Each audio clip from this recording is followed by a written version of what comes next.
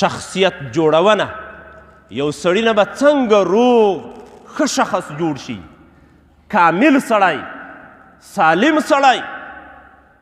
هوښیار سړی، د ټولنې دپاره په اوږو بار نه بلکې د نورو بارونو چې په اوږو باندې واخلي جنتي سړی، مسلمان سړی به څنګه جوړیږي. قرآن کریم کې یوه برخه احکامات موږ ته په دې برخه کې،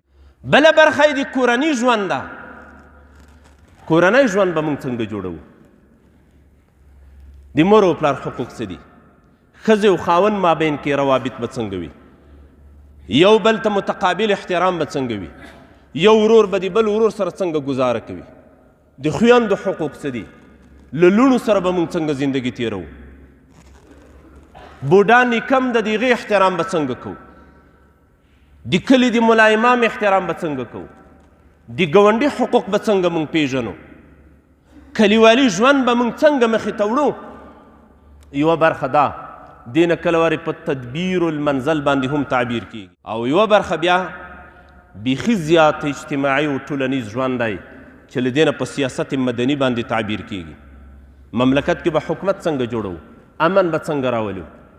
ظالم به څنګه د ده د ظلم مخه نیسو؟ د مظلوم حمایه به څنګه کوو؟ د غلو د قطع طریق مخه به څنګه نیسو؟ د کافرانو مخه به څنګه نیسو چې مسلمانان رانه ونه ځوروي؟ کورنی ژوند دې باندې خبره کوو. دې کې شک نشته چې کله کورنی ژوند برابر وي، د شریعت پابند وي، نو د کورنۍ په جوړولو سره ټوله ټولنه جوړیږي. د اشخاصو په جوړښت کورنۍ ژوند جوړیږي،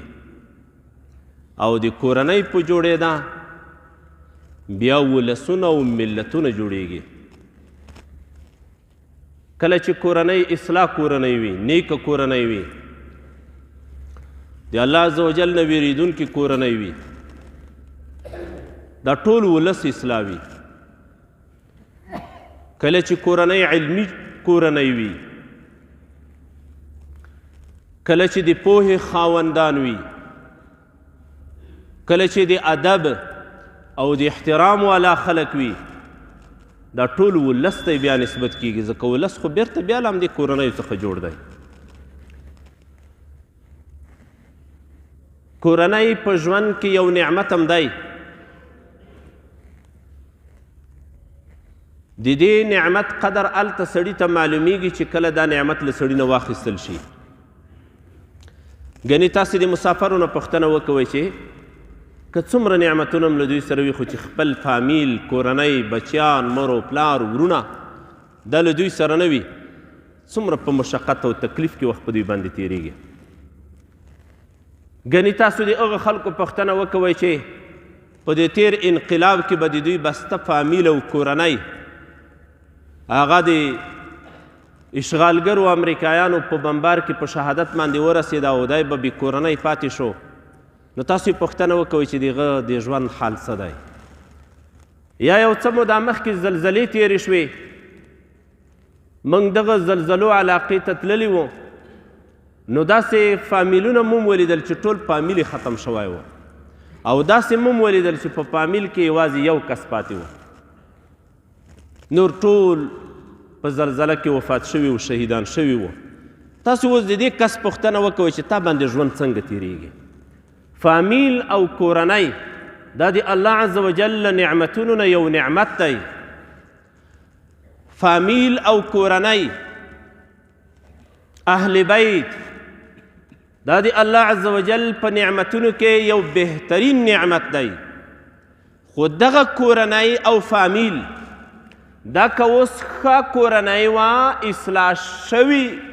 کورنۍ وه، فامیل و، ټوله ټولنه ورسره اصلاح وي. او که خدای مکړه زموږ کورنۍ زندگی بده شوه، نو بیا دا ټوله ټولنه بده بلل کیږي. ښه کورنۍ او بده کورنۍ څنګه وي؟ په اسلام کې ښه کورنۍ تر ټولو غوره کورنۍ هغه ده چې د الله د دین د قوانینو موافقه زندگی تیروي، د الله عز وجل د قوانینو منونکي کورنۍ وي او فامیل وي دا بهترین کور دی او تر ټولو بدترین کور بدترین فامیل بدترینه کورنۍ هغه ده چې د الله عز وجل د قوانینو نه باغي وي د الله عز وجل د قوانینو پروا نه ساتي الله هم دې وساتي دا لنډ خلاص و نور بیا په دې کې زښته ډېرې جزیې موجودې دي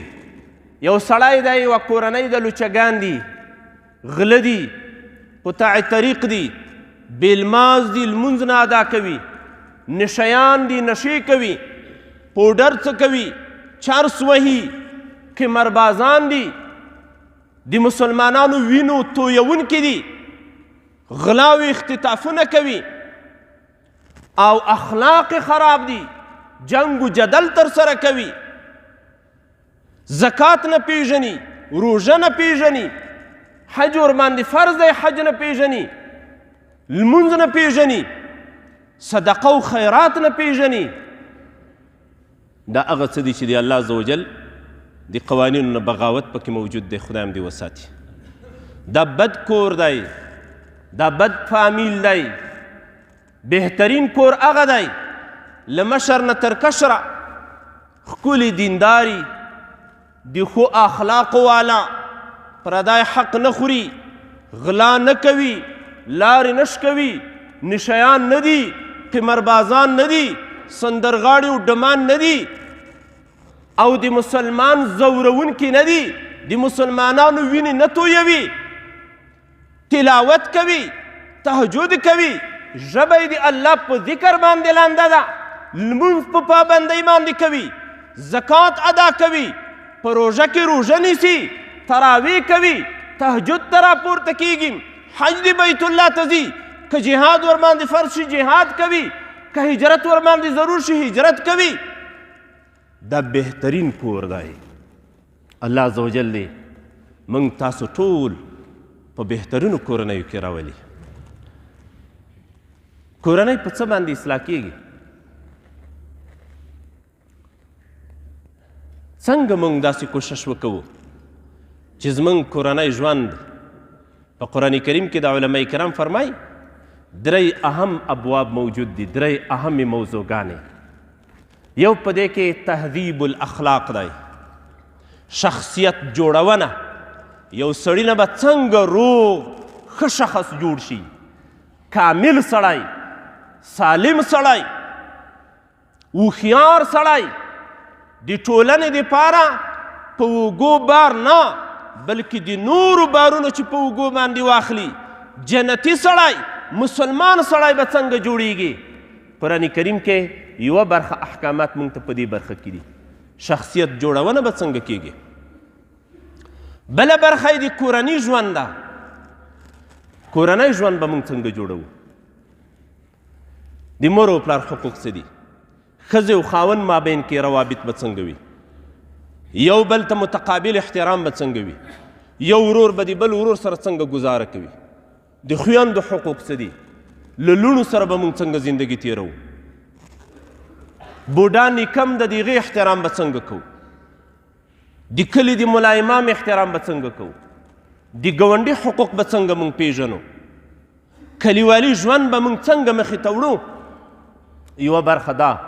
دې نه کله وارې په تدبیر المنزل باندې هم تعبیر کیږي او یوه برخه بیا بیخي زیات اجتماعي او ټولنیز ژوند دی چې له دې نه په سیاست مدني باندې تعبیر کیږي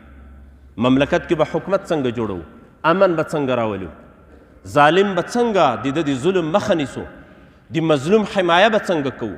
د غلو د قطاع طریق مخه به څنګه نیسو د کافرانو مخه به څنګه نیسو چې مسلمانان رانه ونه ځوروي موږ به د غلا مخه څنګه نیسو موږ به د رشوت خورګۍ مخه څنګه نیسو موږ به مسلمانانو ته څنګه امن راولو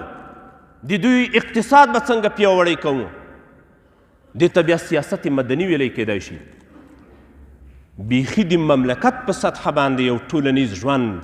دې برخه کې هم د الله عزوجل قوانین دي موږ ته ټولنیز ژوند له کورنۍ نه شروع کیږي او کورنۍ بیا له اشخاصو نه جوړه ده دې وجې نه علما کرام وایي کله چې په دنیا کې انقلاب راځي اول له شخص نه شروع کیږي خپل ځان نه به یې شروع کوي اصلاح بیا به یې له خپلې کورنۍ شروع کوي بیا به یې له خپل کلي بیا له ولسوالۍ بیا له ولایت بیا له مملکت څخه بیا به دغه انقلاب نړیوال ګرځېږي جهاني انقلاب به ترنه جوړېږي تاسې د نبي کریم صلی الله علیه وسلم ژوند مبارک وګورئ قرآن کریم کې اولین دته خطاب کېږي اقرأ بسم ربک الذي خلق اقرأ دته الله وایي ته ولوله یا رسول الله صلی الله علیه وسلم همدا ته نبی کریم صلی الله علیه وسلم ذات ته الله عز وجل امر کوي یو څه موده بعد بیا الله عز وجل ورته فرمایي وانذر عشیرتک الاقربین ستا خپلوان ستا د کورنۍ خلک چا تا ته ډېر در نږدې دي هغه د الله له عذابه وویروه خپل ځان نه دی خبره خپل فامیل ته متوجه که او د هغې نه وروسته بیا عام حکم شو هر څوک د الله دین ته رابله کلی دې رابله قوم دې رابله ټول خلک رابله چې د الله عز وجل په دین باندې مشرف وګرځېږي د نبی کریم صلی الله علیه وسلم د کورنۍ خلک خدیجة الکبرا رضی الله تعالی عنها دا د نبی کریم صلی الله علیه وسلم بیبي ده د ایمان راوړ په زنانو کې لومړنۍ بیبي ده چې ایمان الله ورته نصیب کړ په فامیل کې وړکی د تره زوی حضرت علي کرم الله وجهه دا په اسلام باندې مشرف شو له کورنۍ نه خبره شروع شوه بیا د نبی کریم صلی الله علیه وسلم دغه اسلامي انقلاب د دنیا تر ګوټ ګوټ ورسېده موږ هم نن لارې له مکې مکرمې او له مدینې منورې نه لارې موږ دلته په افغانستان کې مسلمانان یو دغه د دعوت رڼا زموږ تر زړونو هم راورسېده موږ هم نن د همغه انقلاب په څپه کې الله عز وجل راوستو او خدا عز وجل هم د تر مرګه په هم د ایمان باندې برقرار ولري الله دې دغه ایمان زموږ په زړونو کې مضبوط کړي له کورنۍ نه دا خبره شروع شوه خپله کورنۍ به څنګه موږ جوړوو چې زموږ کورنۍ یوه اصلاح کورنۍ وي یوه بهترینه خوندوره کورنۍ وي د بدبختیو نه محفوظه وي دا کور به څنګه موږ جوړوو لومړنی کار دا دی چې کله ته دوستي کوې له دیندارو خلکو سره دوستي کوه کوشش دا که چې ستا فامیل ته ستا کور ته یوه نیکه او دینداري زنانه را داخلو شي که د بیکارو خلکو سره د دوستي وکړه کیدای شي د دې په ځای باندې چې ته کورنۍ اصلاح کې تا ورسره بیکاره کړي ډېر ځای به دا تاسو لیدلی وي یو ښه دینداری سړی وي ښه سړی وي بیکاره ښځه ورباندې واوړي هغه دینداري سرته کېږي له واده نه وروسته سړی خراب شي له واده نه وروسته بد انقلاب په ده کې راشي کوشش دا کوئ یوه نیکه بیبي د نیکې کورنۍ حضرت ابو هریره رضی الله تعالی عنه ته نبی کریم صلی الله علیه وسلم فرمایي تنکح المرأة لأربع لمالها ولحسبها ولجمالها ولدينها فاظفر بذات الدين تربت يداك یوه ښځه چې څوک په نکاح باندې کوي څلورو خصلتونو له امله یا د مال له امله دا ډېره مالداري کورنۍ ده چې له دې سره هم دوستي شي کیدای شي موږ ورسره مالداري وګرځېږو کله وارې دی نسب له امله دا ډېره د درنې کورنۍ زنانه ده دا د خان لور ده دا له نسب نه دا ملکان او خانان دي دا ډېر د نوم والا خلک دي او نبی کریم صلی الله علیه وسلم فرمایي ولی جمالها او د ښایست له امله له دې سره ځکه نکاح کوم چې دا ځواني ډېره ښایسته ده ډېره ښکلې ده ځکه نکاح ورسره کوم ولدینها او نبی کریم صلی الله علیه وسلم فرمایي زنانه کله کله د دیندارۍ له امله په نکاح کېږي دا څلور خصلتونه دي مال د دې نسب او شهرت او د دې ښایست او یا د دیندارۍ له امله. خو حضرت ابو هریره رضی الله تعالی عنه ته نبی کریم صلی الله علیه وسلم فرمایي فاظفر بذات الدین تربت یداک، ته ځان کامیابه که په داسې یوه زنانه باندې چې هغه خاوند د دین وي، دینداري وي. کله چې یو چا ته کورنۍ ته د دوستۍ دپاره ورځې، اولین هدف، اولین نظر د دې په دینداري باندې اچوه. دینداري شته او که نه شته؟ که دینداري پکې موجوده وه نو دوستي کوه که نیم یې کوه.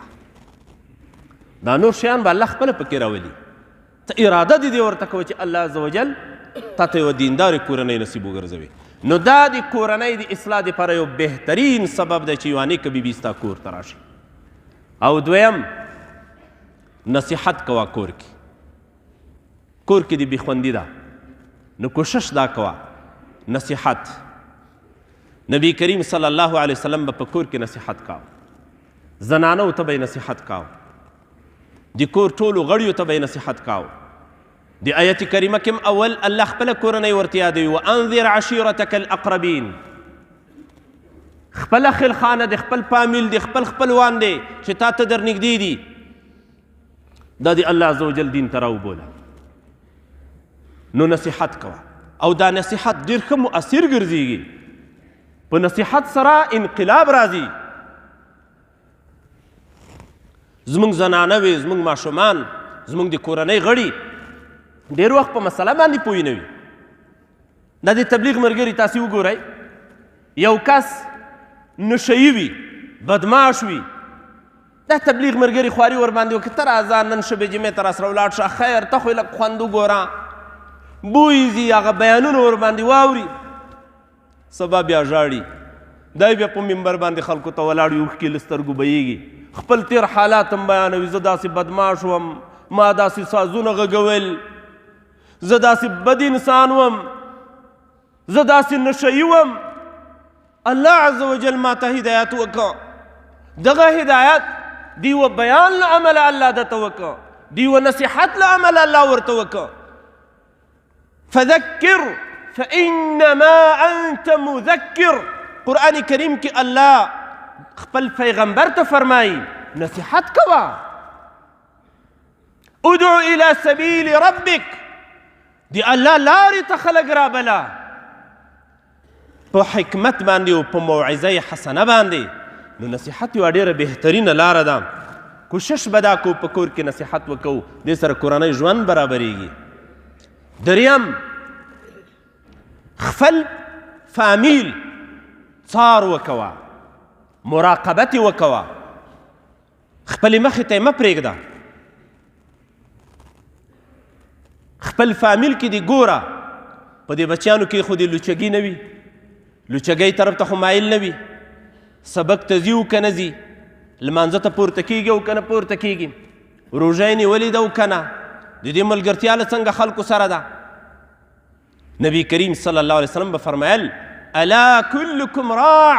وکلکم مسئول عن راعیته. خبردار، هر یو په تاسو کې شپونکی دی او د خپلې رمې پوښتنه به ترنه کېږي. ته د کور مشر یې، ستا دا د فامیل حق په تا باندې دی. ته د دوی څار و مراقبت کوې که نه؟ ته دوی ته نصیحت او وعظ کوې او که نه ورته کوې؟ ته دا شروع که ته بیا وګوره ستا فامیل به له ورځې نه بلې ورځې ته ښه کېږي، ښېګړې په طرف باندې به ځي. د دې مراقبت وکوه، ویې څاره له بدو کړنو نه، له هغه شیانو نه چې الله ورباندې خفه کېږي، د هغې نه راوګرځوه. الله عز وجل به دوی ته اجتناب نصیب کړي. نبی کریم صلی الله علیه وسلم په باره کې عایشه صدیقه رضی الله تعالی عنها فرمایي دی مبارک به د تهجد لمانځه ته پورته شو او بیا به یې په موږ باندې غږ وکاو، هلی پورته شئ ای عایشې اوتیري. په یوه روایت کې داسې الفاظ راځي تهجد او وتر دې کړي دي، هله پورته شه وتر وکوه. یو بل روایت کې راځي چې الله عز وجل په کامله معنی باندې راضي کیږي. حتی یو روایت کې ضحک لفظ راځي، الله ورته خاندي، الله په کامله معنی ترنه راضي کیږي. هغه کس چې د شپې تهجد ته پورته شي او بیا په دې خپله ښځه باندې غږ وکړي چاله د تهجد وخت دی نو که پورته شي خو ډېره ښه که خوب غلبه ورباندې کړې وه نو اوبه راواخلئ او دا مخې ته یې ور وشیندي چې دا خوب ترې نه والوځي او زنانه راپورته شي خپل خاوند راویښ کړي که انکار کوي خوب غلبه وه نو د زنانه اوبه راواخلئ او د خپل خاوند مخې ته یې ور وشیندي چې خوب ترې نه والوځي الله دغه کیفیت دا کیفیت الله ته ډېر محبوب دی په یوه روایت کې آن خندا راغلی معنی مراد یې دا ده الله په کامله معنا له دې سړي نه راضي کیږي نو مراقبت د خپلو بچیانو اوه کلنۍ ته ورسیږي امر ورته کوه لسو کالو ته ورسیږي وهایې په دې لمانځه باندې او په روژه باندې که چېرته دوی روژه نه نیوله چرسو نشیانو نه یې راګرځوه بیکارو ملګرتیو ته یې مه پرېږده ته په دې باندې مکلف یې قرآن کریم کې الله څه فرمایي یا ایها الذین آمنوا قوا انفسکم واهلیکم نارا ای ایمان والاو خپل ځانونه او خپل اهلم له اور د جهنم نه وساتئ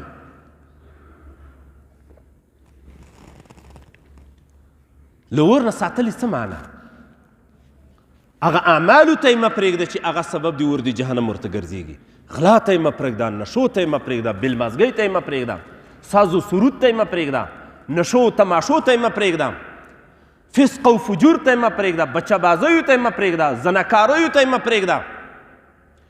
اخلاقو خرابېدو ته یې مه پرېږده په دې سره دا له اور د جهنم نه ساتل کېږي ځان هم ترې نه ساته او خپل ماشومان دې هم ساته او وروسته الله عز وجل سخت وعید ذکر کوي وقودها الناس والحجاره هغه اور چې د هغې خاشاک انسانان دي او کاڼي دي علیها ملائکة غلاظ او په دې اور باندې سختې ملایکې مقررې دي سخت زړې ملایکې د سختو عذابونو والا دي هلته بیا زاره هم نه قبلیږي لا یعصون الله ما امرهم ویفعلون ما یؤمرون دوی د الله له حکمونو نه نفرماني نه کوي الله چې څه ورته وي فورا عملي کوي که څومره ژاړي څومره چیغې و نارې وهې د ورونو نه په عذاب یې له مارانو لړمانو نه په عذاب یې دوی د الله حکم مني دي تا په قصه کې هم نه دي ویفعلون ما یؤمرون الله عز وجل دی موږ او تاسو ته توفیق را په برخه وګرځوي چې د خپلو فامیلونو او کورنیو اصلاح وکوو کوشش دا وکوو چې هم خپل ځان اصلاح کوو هم ټولنه هم خپله کورنۍ او له دې نه غافل کېږئ مه داسې مه وایه چې بس دا ماشوم دی پروا نه لري خوشحال دی وي ځوان دی په ځوانۍ کې دی هېڅ پروا نه لري موږ هم ځوانان وو نه نه دا ستا نصیحت ستا تربیه د دوی څارنه دا دوی ته ګټه رسوي بېستري مخنیوی وکوئ په کورونو کې د بېحجابۍ مخنیوی وکوئ